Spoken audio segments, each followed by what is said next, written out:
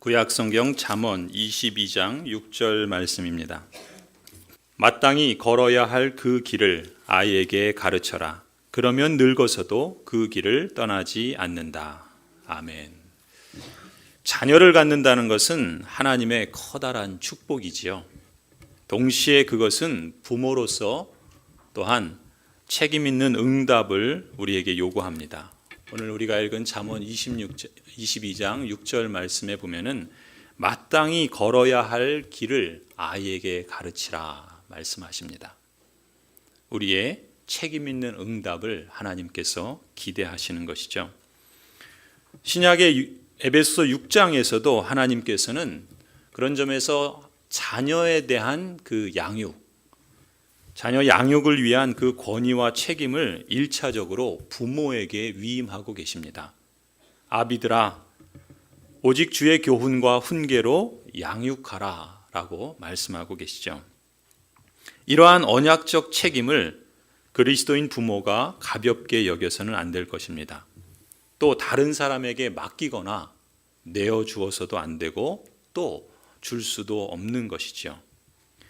부모의 주된 의무는 기독교적인 양육을 통해서 우리 자녀들이 자라가면서 자신의 삶을 통해서 하나님께서 복 주신 그 삶의 풍성함들을 실감할 수 있도록 무엇보다 그 삶의 모든 영역에서 하나님을 영화롭게 하도록 성숙시켜 가는 것이 부모의 책임이자 의무라고 할 수 있습니다.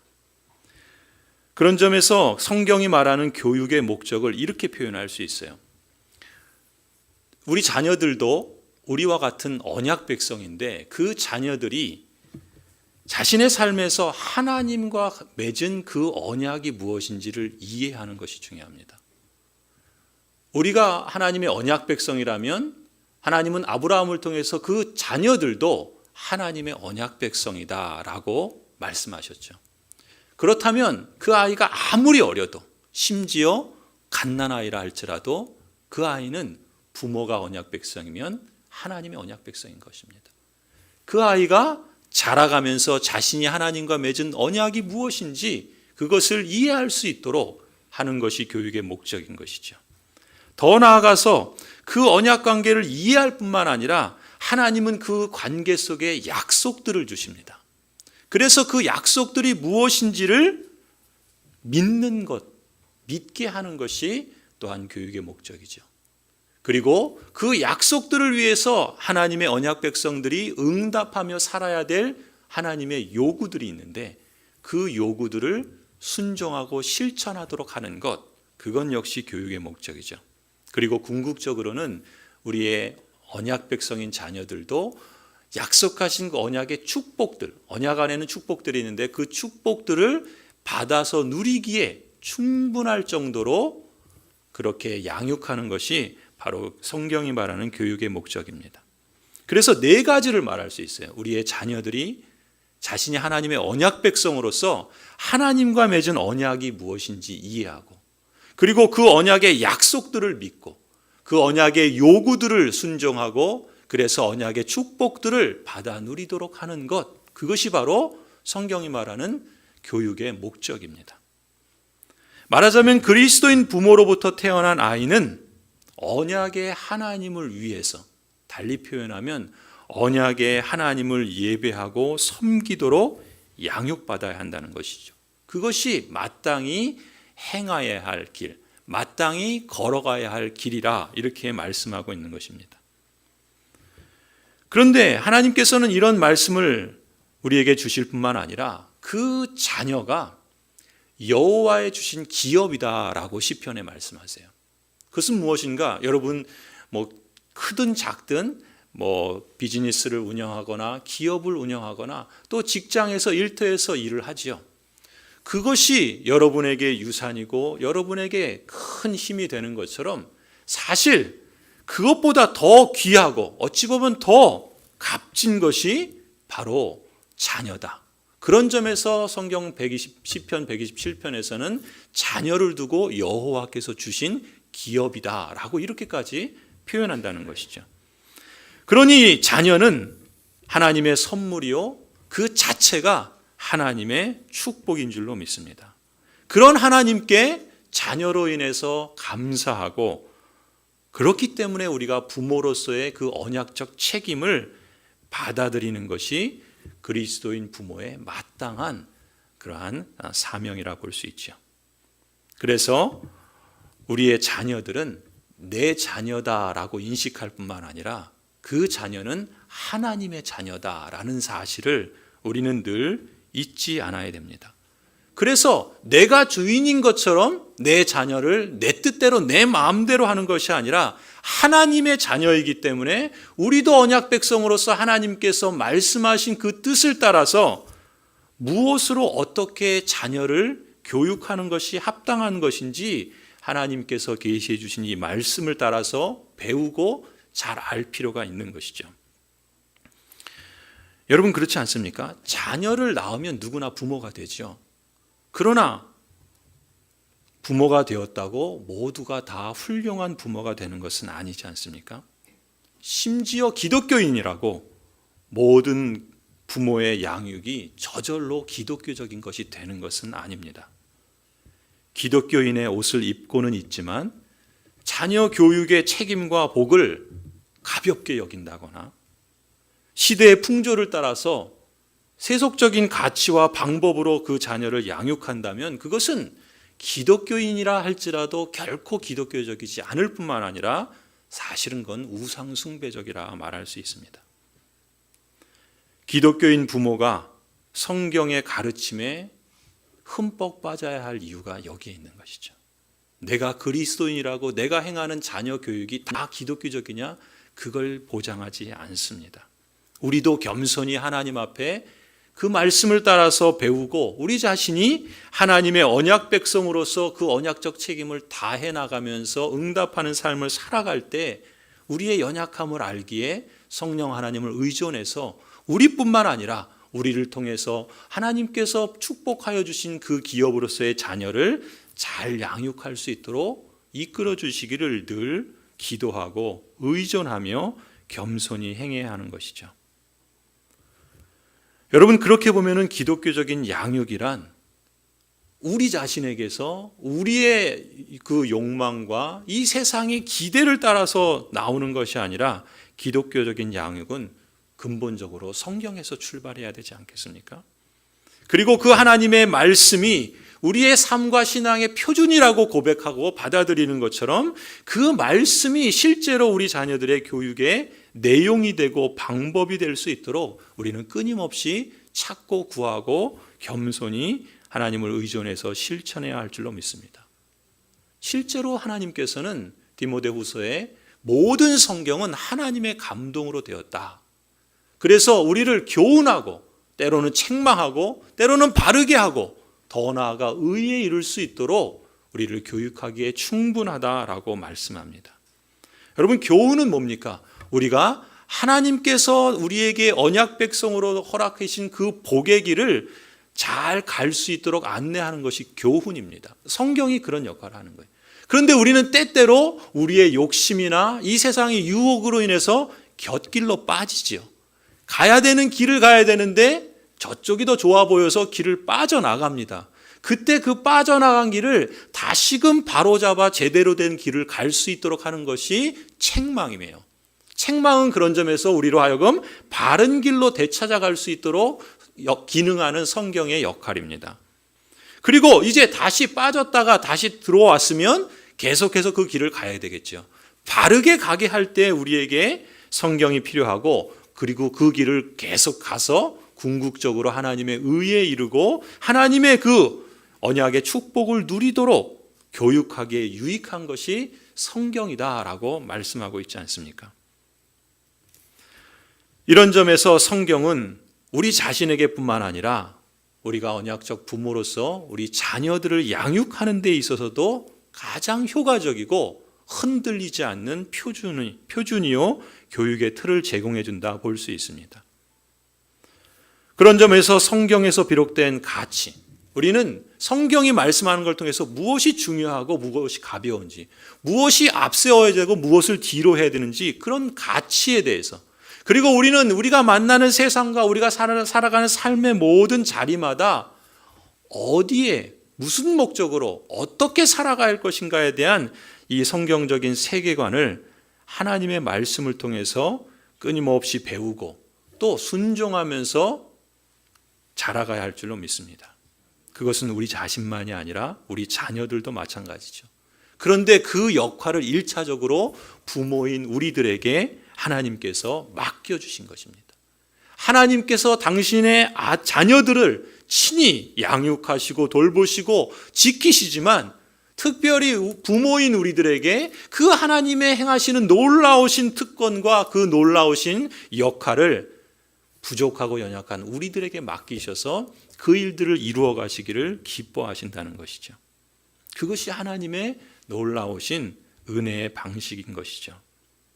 그럼으로써 우리는 하나님 앞에서 늘 우리만이 아니라 우리의 자녀들도 삶을, 특히 이 흔들리는 세상 속에서 흔들리지 않는 확고한 진리를 갖고 우리를 붙잡아 주시는 성령 하나님을 의존해서 지혜롭고 합당하게 살아갈 수 있도록 그 결정적인 도우미를 성경으로부터 찾아야 하는 것입니다.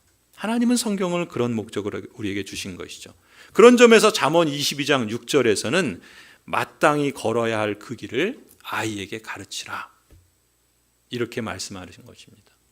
더 나아가서 마땅히 걸어야 할 그 길을 아이에게 가르치라는 말은 달리 표현하면은 그 아이의 눈높이에 맞춰서 가르치라라는 방법에 대해서도 말씀합니다. 그래서 많은 기독교 교육학자들은 이 말씀을 기초로 해서 이렇게 번역하기도 합니다. 그의 방식에 따라서 아이를 키우라라고 말합니다. 이건 무슨 얘기인가 하면은 아이는 나이나 발달 정도에 따라서 받아들이고 또 그것을 살아가는데 다릅니다. 틀린 게 아니죠. 다른 거예요. 그 아이마다 발달 정도가 다르고 또 그 아이의 특성이 다릅니다. 그렇기 때문에 부모는 함께 지내면서 우리 자녀가 어떤 특성이 있고 어떤 은사를 가졌고 하나님께서 이 자녀에게 무엇을 주셔서 이 자녀로 하여금 하나님의 백성답게 살게 하시는가 누구보다 더 관찰하고 마음을 쏟고 기도하고 또 그것을 격려하고 주의 말씀과 교양으로 훈계하면서 양육해야 될 책임이 있는 것이죠. 이렇게 아이의 발달 정도에 맞고 그의 특성에 일치하는 방식, 말하자면 눈높이 교육을 하라고 우리에게 말씀하시는 것입니다. 마치 하나님께서 우리를 자녀로 삼으셔서 가르치실 때 어떻게 하십니까? 하나님의 말씀을 통해서 우리에게 가르치시죠. 그런데 그 말씀을 우리가 이해할 수 있잖아요. 그렇지 않습니까? 만약에 하나님께서 하나님의 말씀을 우리가 전혀 이해할 수 없는 다른 나라의 말로 우리에게 가르치신다 그러면 그 교육이 효과가 있겠습니까? 우리는 아이인데 성인에게 가르치는 그런 방식으로 만약에 가르친다면 그것이 합당한 방식이겠습니까? 그런 것처럼 하나님께서는 자녀인 우리에게 우리가 이해할 수 있는 언어를 통해서 우리 수준에 맞게 가르치시지 않습니까? 그런 것처럼 우리도 자녀들을 가르칠 때 자녀들의 특성과 성품과 또 그 발달 정도를 고려해서 하나님의 말씀을 잘 배울 수 있도록 무엇보다 하나님의 말씀 배우는 것을 즐거워하고 기뻐하고 그것이 삶에 배이는 그런 습관과 또 성품으로까지 자라갈 수 있도록 그렇게 해야 한다는 것이죠. 여러분, 그런데 이것과 관련해서 사실은 우리가 여러분들이 성장할 때 나는 어떻게 자랐는가 한번 생각해 보시면요, 여러 가지 우리를 키워내는 그런 방식들이 있었지만 저는 그 중에 하나가 이야기를 들으면서 자랐다 생각을 합니다. 엄마의 품에서 이야기를 듣기도 하고 또 아빠가 들려주는 이야기를 듣기도 하고 할머니나 또 할아버지가 들려주는 이야기를 들으면서 크지 않았습니까? 우리는 이야기를 들으며 자랐고 이야기 속에서 다양한 삶을 경험하고 또 이야기를 통해서 어쩌면 기독교 신앙을 접하게 된 분들도 있을 것입니다. 그런데 안타까운 것은 오늘날 우리의 자녀들은 이야기를 잃어가고 있는 것이 아닌가. TV가 이야기의 자리를 뺏어갔습니다. 그래서 부모와의 대화가 줄고 아이들은 TV와 소통하면서 수동적인 경향성을 갖기 마련입니다. 아니, 이제는 게임과 인터넷이 이야기를 들려주시던 할머니의 자리를 대신하고 있습니다. 만일 성경의 이야기가 우리와 우리 자녀들의 삶을 형성해주는 1차적인 요소가 되지 않는다면요, 여러분, 우리는 기억하십시다. 우리 자녀들의 삶은 이 세상의 풍조와 세속 문화의 우상 숭배적인 이야기들로 가득 채워지게 될 것입니다. 그런 점에서 지금은 성경적인 이야기를 다시 찾을 때라 믿습니다. 오늘은 어린이 주일입니다. 어린이 주일을 맞이한 오늘 우리 함께 어린 아이들이, 자녀들이 함께 예배할 수 있으면 그것이 얼마나 복된 일이겠습니까? 그래도 오늘부터 우리 자녀들도 우리 예배를, 대면 예배를 시행할 수 있어서 그나마라도 얼마나 감사한지 모르겠습니다. 그래도 또 이 자리에 또 어린 자녀가 참여하고 있는 것 같아서 또 하나님께서 그 자녀를 복 주시고 또 하나님께 예배하는 그 시간마다 하나님의 은혜가 이 자녀에게 늘 충만하리라 믿습니다. 여러분, 어린이 주일을 맞이한 오늘 우리는 사실 어쩌면 여러분의 자녀들은 이미 장성한지도 모르겠습니다. 아니, 이제 내가 키울 자녀가 이제는 다 컸거나 또 옆에 있지 않는 분들도 있을 것입니다. 그러나 우리가 그리스도인 부모로서, 아니 이제는 할머니, 할아버지로서 자녀이든 손주들이든 자녀를 양육할 때 다시 한번 이 주의 말씀을 따라서 자녀들이 마땅히 걸어가야 할 길을 다시 한번 되새겨보고 또 그 방법을 우리가 생각해 보는 것이 의미 있다 싶어서 오늘 설교를 이렇게 정해 보았습니다. 저는 특별히 이 마땅히 걸어가야 할 길을 가르치는 방법으로, 그 한 가지 방법으로 성경을 읽어주는 것의 중요성에 대해서 여러분에게 강조하려 합니다. 사실 우리는 지난 사순절 동안 영적 성장을 위한 믿음의 도전을 했습니다. 성경을 성경 읽기를 했고 또 릴레이 기도를 했고 그리고 사랑의 빵 구제 헌금을 했습니다. 여러분, 지난주 기준으로 볼 때 성경 읽기는 총 15,968장을 읽었습니다. 이게 어느 정도인지 가늠이 안 되시죠? 여러분, 신구약 성경 전체가 1189장입니다. 그러니까 여러분이 지난 사순절 기간 또 그 이전부터 읽은 성경 장수를 따져보면 여러분이 읽은 총 양은 이 성경, 신구약 성경 전체를 13번 읽고 그리고 14번째 한 절반 정도 읽은 셈입니다. 사실 결코 작은 양이 아니죠. 여러분들이 한 몸된 교회로서 어떤 분은 뭐 한 장을 읽든 100장을 읽든 그것과 상관없이 함께 성경 읽기에 동참하고 이렇게 함께 성경 읽기를 또 잘 참여했다는 것은 참으로 함께 축하하고 감사할 일이라 저는 그렇게 믿습니다. 그뿐만이 아니죠. 여러분이 릴레이 기도를 했습니다. 이건 사순절 기간 동안 릴레이 기도를 했는데 그때 여러분이 기도한 그 시간이 지난주 기준으로 6177분이었습니다. 우리가 원래 목표가 얼마였죠? 그렇죠. 1000시간이었죠. 1000시간. 그러니까 1000시간을 분으로 따지면 여러분이 기도한 총 6177분의 시간은 1000시간을 훨씬 초과한 그런 기도입니다. 여러분이 그러니까 초과 달성한 셈인 거예요. 참 잘하신 겁니다. 대단하십니다. 박수를 쳐드리고 싶어요. 예, 릴레이 기도만이 아니라 사랑의 빵 구제 헌금도 여러분께서 많이 참여해 주셔서 올해는 동해 참빛교회와 우리 지역의 고양초등학교를 후원하기로 했습니다. 동해 참빛교회는 우리 교회에서도 전도회에서 후원하는 교회이기도 하지요.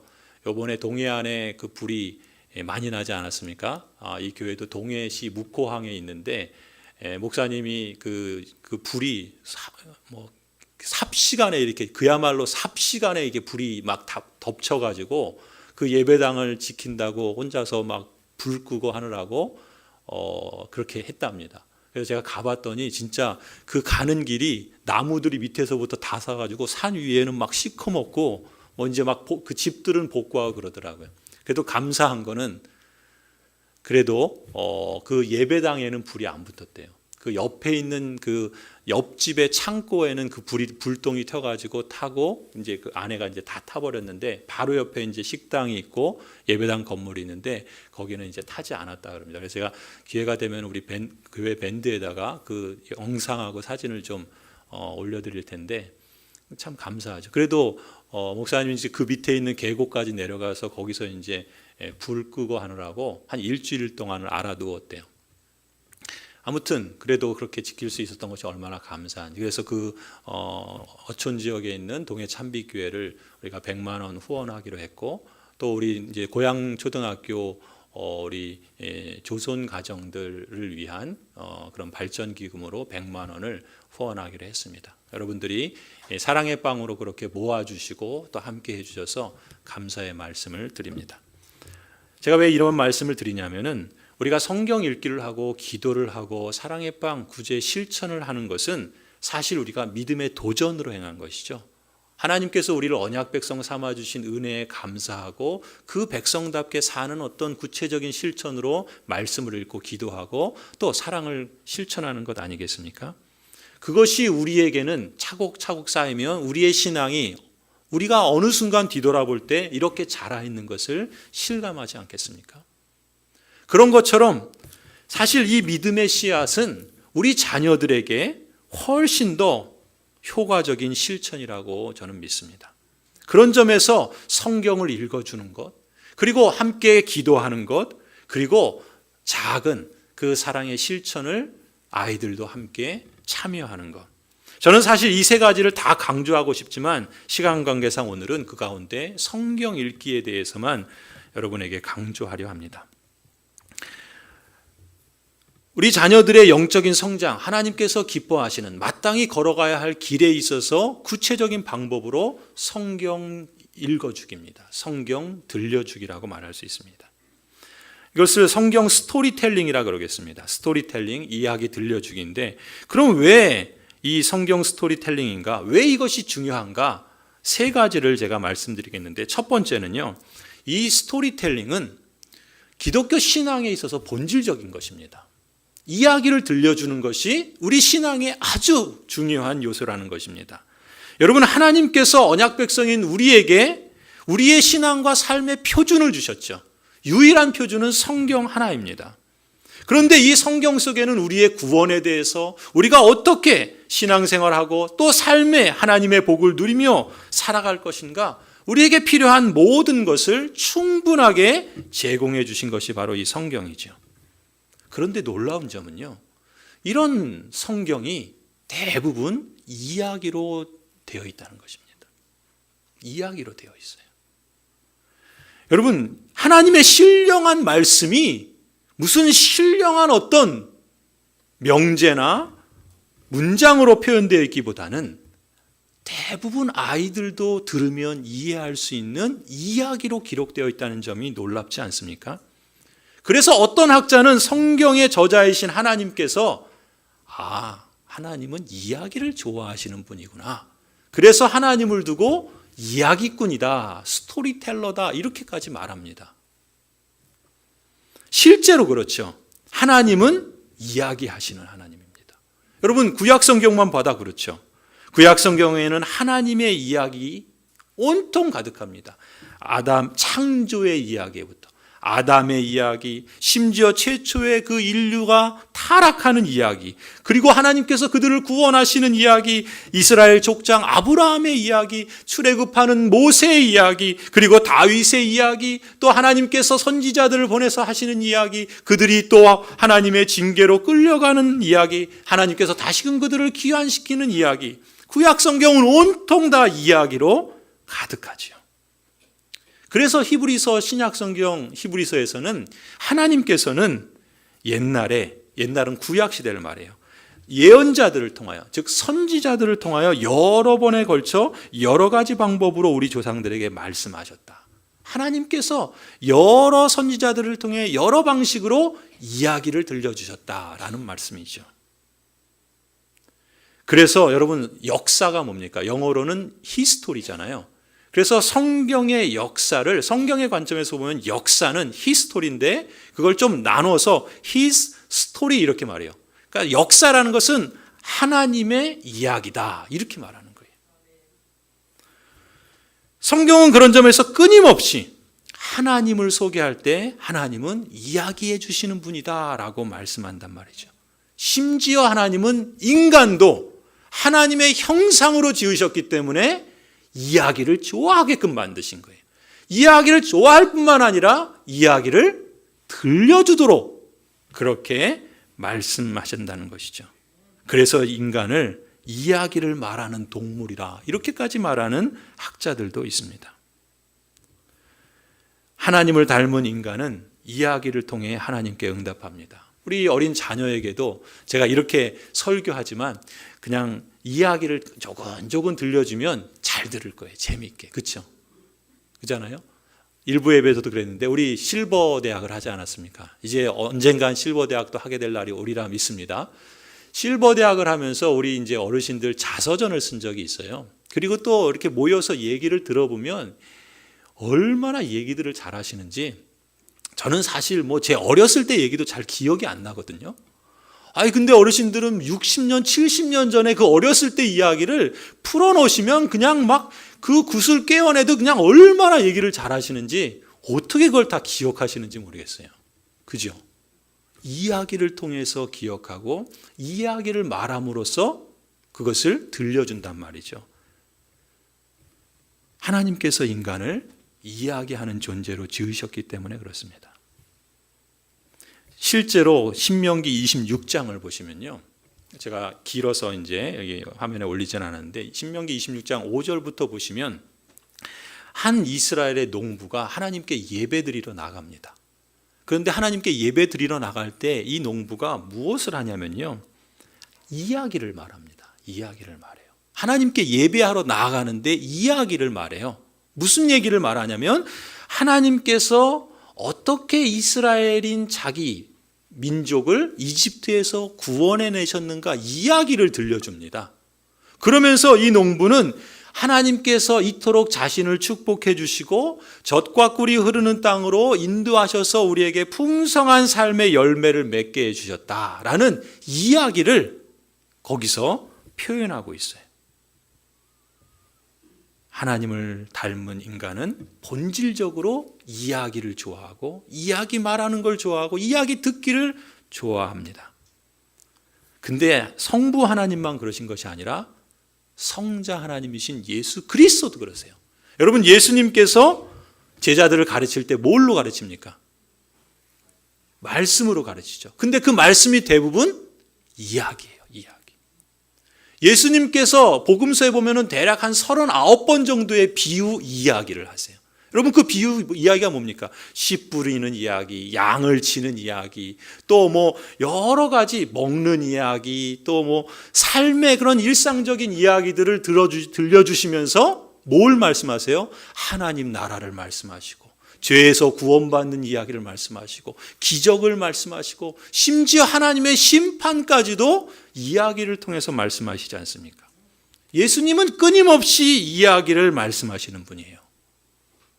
예수님만 그럴까요? 성령 하나님도 그렇습니다.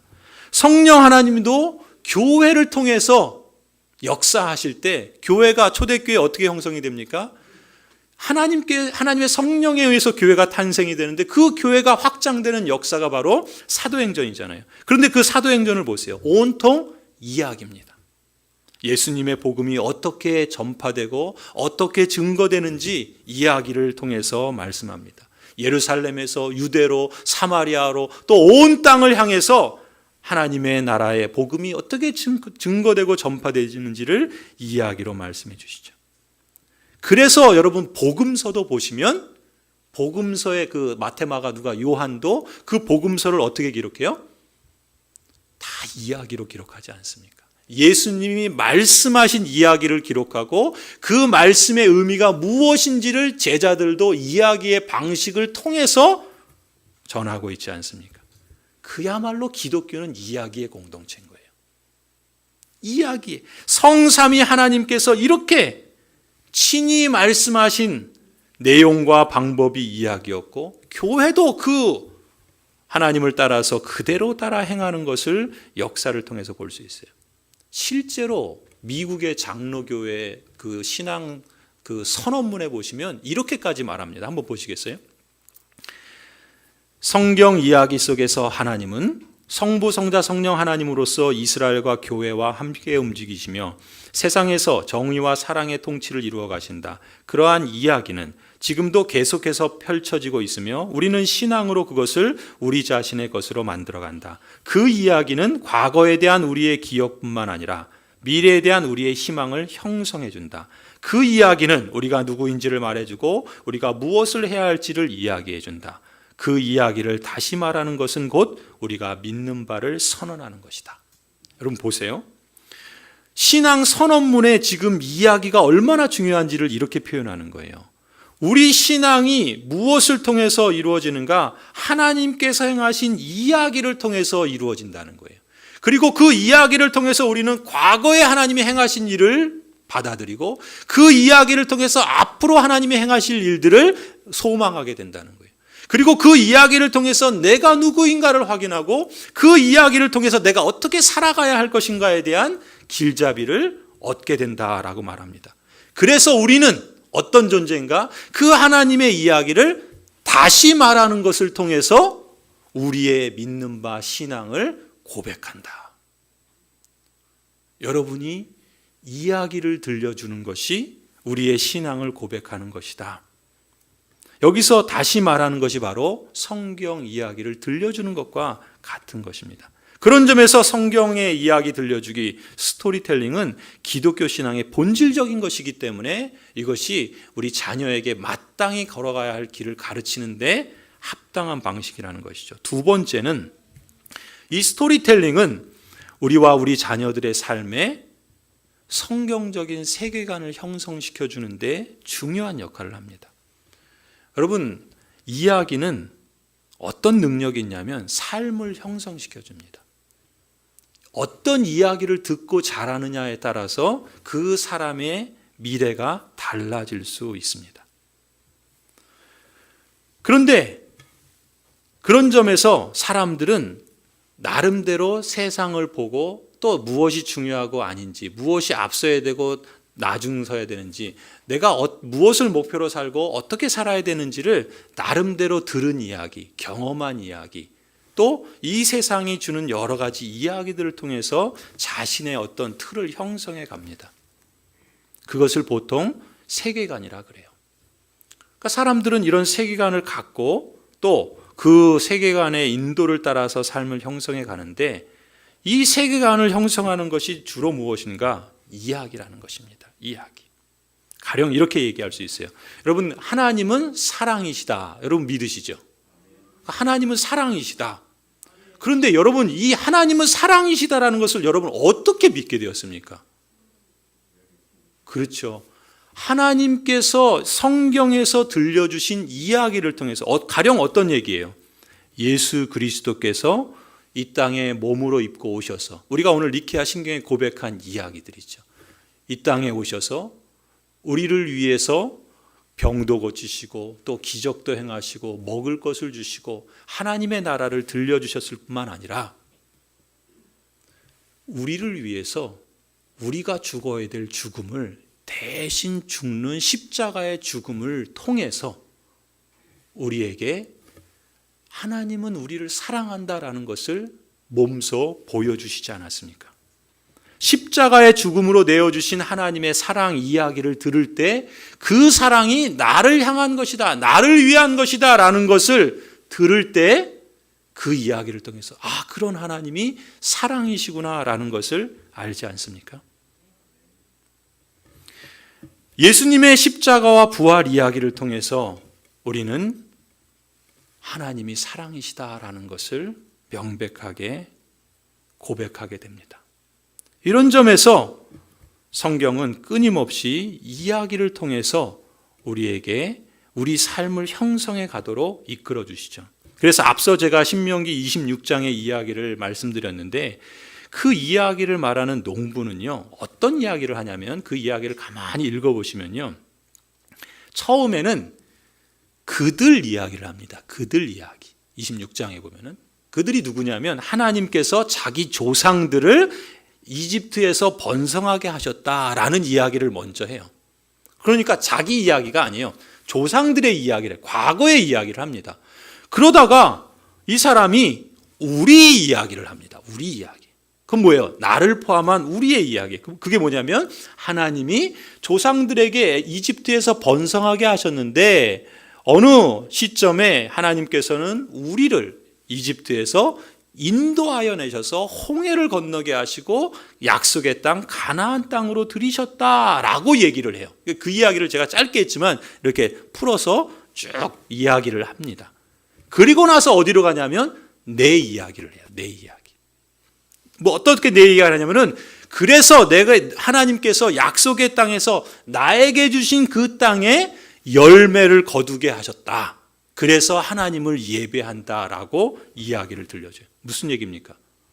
내가 어떻게 지금 여기에 살고 있고 내가 지금 이 복을 어떻게 누리게 되었으며 이 복을 누리는 것이 무슨 의미인가라는 것을 그들의 이야기를 그리고 우리의 이야기를 그리고 나의 이야기를 이렇게 연결시켜 가면서 말하고 있다는 것이죠. 말하자면 한편의 이야기 속에서 과거에 하나님께서 행하신 일을 다시 말하고 그 사건을 자신과 연결시키고 그리고 그 사건이 나에게 어떤 삶을 형성해 주었는가라는 것을 보여준다라는 것이죠. 세 번째, 스토리텔링이 왜 중요한가? 그건 실제적으로 부모가 자녀들과 효과적으로 대화하는데 이야기만큼 좋은 방법이 없습니다. 사실은 몇 년 전에 저희 교회에서 우리 다음 세대를 교육을 위해서 사실은 영어 동화 읽어주기를 제가 하려고 그랬어요. 그래서 우리가 작은 도서관 허가를 받고 이제 거기서 아이들에게 영어 동화책을 읽어주려고 이제 제가 도서관 그 허가 준비를 하고 시행을 했다가 사실은 우리 그 건물에서는 할 수가 없대요. 그래가지고 허가를 못 받아서 결국 접었던 일이 있습니다. 언젠가는 아마 하지 않을까 기대는 하는데 제가 왜 그때 영어 동화 이야기를 아이들에게 들려주려고 했냐면 아이들하고 이야기하는데 아이들하고 대화하는데 이야기만큼 좋은 게 없기 때문에 그래요. 하나님은 사랑이야 백날 얘기해도 못 알아듣습니다.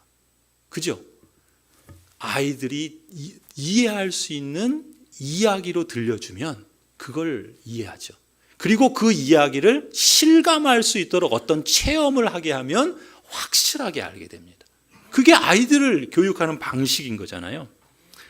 지금 자녀들과 효과적으로 대화하는 방식이 바로 이야기 들려주기인데 여러분 놀라운 건 이 이야기 들려주기는 하나님께서 명령하신 방법이에요. 다시 한번 보세요. 신명기 6장 6절 7절을 보시면 이렇게 말씀합니다.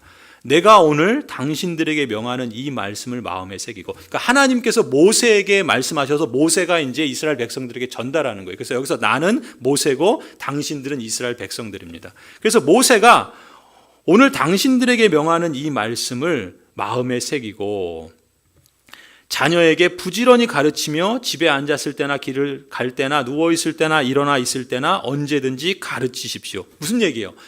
당신들에게 명하는 이 말씀을, 이 이야기를 언제든지 자녀들에게 가르치라, 들려주라 그러잖아요.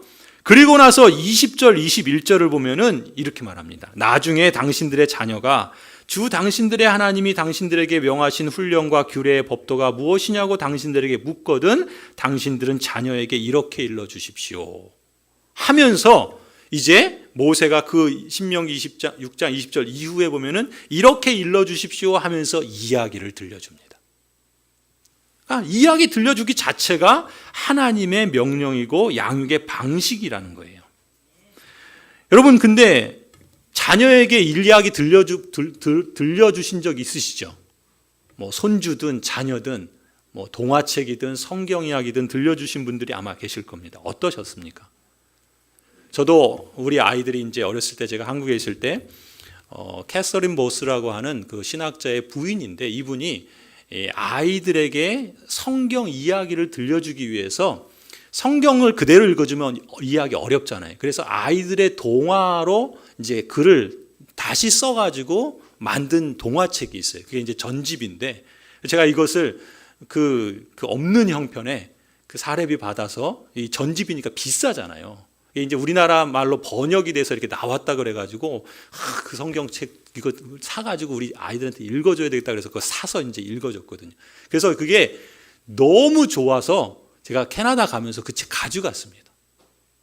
가져가서 이제 그거 쓰다가 나중에 이제 저희 아이들이 좀 커가지고 그 책을 이제 다른 학부모들에게 이제 이렇게 그 나눠줬는데 여러분 자녀들에게 이야기 들려주면요 애들이 눈이 초랑초랑합니다. 그리고 막 더 들려달라고 그래요. 근데 처음에는 막 들려주다가 자야 되잖아요. 보통 이제 잘 때 들려주지 않습니까? 자야 되는데 재밌으니까 안 자요. 또 읽어달래. 읽어준 거 또 읽어달래. 그렇지 않아요? 하나님께서 그렇게 우리를 이야기를 좋아하게끔 만드셨을 뿐만 아니라 이야기를 들려주면 아이들이 좋아해요. 사실은 아이들은 이야기를 듣는 걸 좋아할 뿐만 아니라 아이들이 그 들은 이야기를요 또 다른 아이들한테 들려줍니다. 그러면서 자기가 들은 이야기를 다른 아이에게 전달하면서 말하는 법을 배워요. 자신의 생각과 그 의사를 표현하는 법을 배우는 거예요. 자기가 자기의 생각을 이렇게 정연하게 말하고 표현하는 것이 사실은 이야기 말하는 걸 통해서도 드러난다는 것입니다. 뿐만 아니라 이야기는 여기서도 그런 것처럼 이야기를 통해서 내가 누구인가 그리고 내가 어떤 삶을 살아야 될 것인가라는 것을 잘 형성해 주는 것입니다. 그걸 자기 정체성을 발견하고 자신의 인생의 목적을 발견해 나가는 데 이야기만큼 좋은 것이 없다 그래요. 실제로 기독교 교육학자들은요 아이들이 이야기를 통해서 즐거움과 기쁨을 얻는다 그러고 또 자신과 사람들의 삶에 대해서 통찰력을 얻는 것도 어린아이일지라도 이야기를 통해서 배우게 된다 그럽니다. 그런 점에서 이야기는 아이들에게 아주 좋은 교육적인 기능을 한다는 것이죠. 심지어 이야기는 어떤 데까지 사용하냐면은 심리 치료하는 데도 사용됩니다. 우리 정장로님 이제 심리 상담센터 오픈하셔서 하시는데 거기에 가보니까 미술 치료실도 있고 또 그 놀이 치료실도 있더라고요. 그런데 이야기를 통해서 심리 치료하는 것은 사실 제가 공부하던 2000년대 초에도 이미 있었는데 지금 벌써 20년이 지난 지금에는 얼마나 더 활성화됐겠습니까? 그래서 그 이야기는요 아이들이 자기의 생각을 잘 표현하지 못할 때 이야기를 들려주거나 듣는 걸 통해서 아이들의 마음을 알 수 있다라고 그래요. 또 아이들에게 그 내적인 갈등이나 어떤 좌절감이나 또 여러 방어 기제들이나 이런 것들 그래서 성인이 아이를 관찰해서 얻을 수 있는 것도 있지만 거기서 혹시 오해할 수 있는 여지를 줄여나가는 데 있어서 이야기가 아주 유용한 그런 치료의 방법이 될 수 있다 그렇게 말합니다.